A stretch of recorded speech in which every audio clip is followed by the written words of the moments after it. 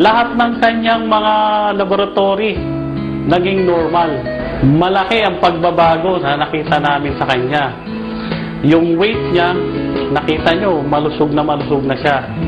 Nung before na nag-admit kami sa hospital, ang timbang niya is 24 kilos. Sa edad niya na 8. Napakapayat niya.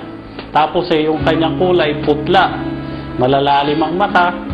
Puro rashes pa siya.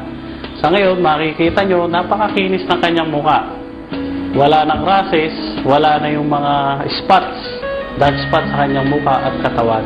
Isang miracle, no, sa buhay namin na dumating yung Alive. Alive!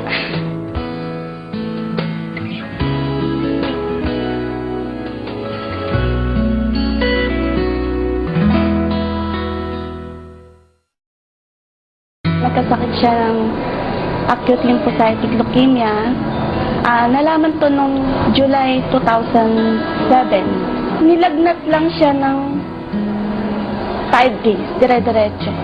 Pina-CBC ng doktor ko. Tapos, nung malaman, abnormal lahat ang resulta ng CBC. Tapos, binon marrow siya para malaman namin kung ano talaga yung resulta nung ano. Lumabas sa bone marrow niya is acute lymphocytic leukemia. So, kailangan siya i-chemo for 3 years. Na-hospital siya nag-chemo.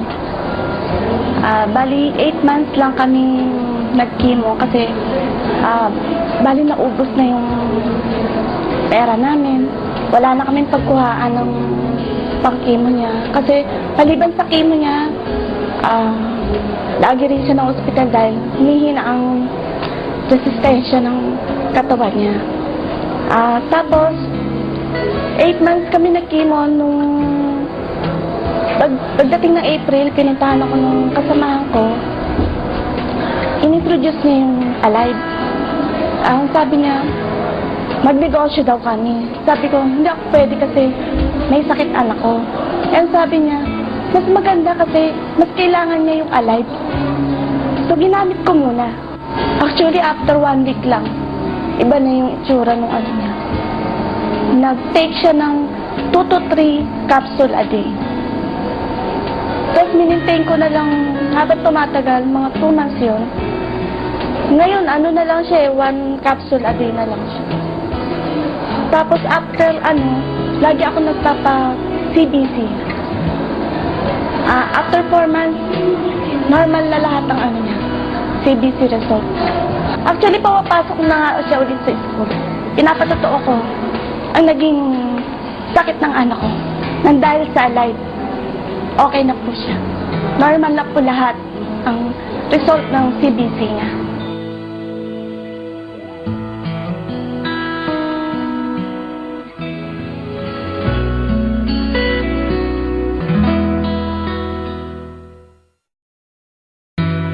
I was invited by Mami Redem Alhambra last October 27 in this room with Dr. Victor Escueta.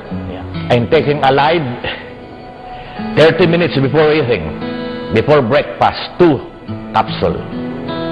And in the afternoon, before eating, I'm also taking 2. But now, with 95% of my health and wellness, I'm only taking once a day. After taking Alive for 3 weeks, the result is very fantastic and terrific. Upon undergone medical check-up, the result is great. The result of the complete blood count is almost perfect. Urinalysis is okay. Calcium is all right. Creatinine is also all right. I am very happy to announce that Alive is a very, very, very good food supplement with regards to my hypertension.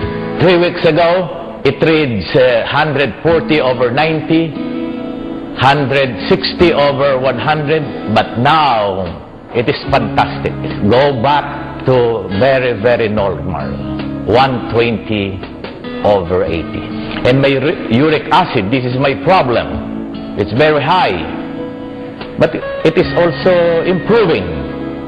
From 9, it becomes 8.